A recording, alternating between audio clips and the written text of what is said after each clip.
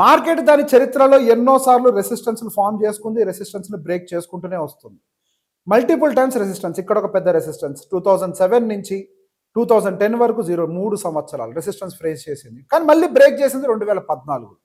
కాకపోతే ఇక్కడ దాదాపు 2007 నుంచి 2014 అంటే 6 నుంచి 7 సంవత్సరాల వరకు కూడా ఈ పీక్లో ఇన్వెస్ట్ చేసిన వాళ్ళకి ఒక రకంగా రిటర్న్స్ లేకుండా పోయాయి. అటువంటి పరిస్థితులు ఏమన్నా ఉంటాయా అని అంటే there is a chance.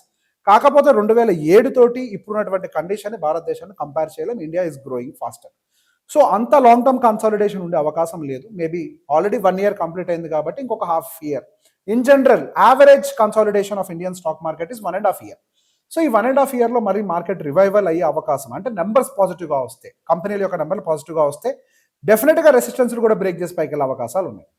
So ఇమీడియట్గా మనకి నెక్స్ట్ వీక్ నుంచి మార్కెట్లో ఏమైనా సపోర్ట్స్ ఉన్నాయనేది కూడా చూస్తే మనం ఆల్రెడీ ఈ పర్టికులర్ సపోర్ట్స్ అండ్ రెసిస్టెన్స్ ఎప్పటి నుంచో తీసుకుంటున్నాము. ఈ లైన్ డిలీట్ చేస్తే ఈ సపోర్ట్ అండ్ రెసిస్టెన్స్ మనం ఎప్పటి నుంచో తీసుకుంటున్నాము. మనం గతంలోనే 25,000 ఈ లైన్స్ దగ్గర ఇక్కడ రెసిస్టెన్స్ ఉంటుంది అనుకున్నాము. మార్కెట్ వెంట రెసిస్టెన్స్ తీసుకుంది, ఇప్పుడు మళ్ళీ సపోర్ట్ ఏరియాలో ఉంది. సో ఈ రోజు అందుకే మార్కెట్ కరెక్ట్గా లెవెల్లో ఓపెన్ అయినప్పుడు కొంతవరకు బయింగ్ ప్రెషర్ వచ్చి పైకి వెళ్ళింది. అక్కడ బయస్ ఉన్నారు కొంతవరకు. సో ఇక్కడ కనుక గ్యాప్ డౌన్ అయి ఓపెన్ అయినట్లయితే వీక్నెస్ మళ్ళీ ట్రిగ్గర్ అవుతుంది. సమ్వేర్ అరౌండ్ మనం 23,500 దగ్గర వరకు కూడా, అంటే ఈ ఏరియా వరకు కూడా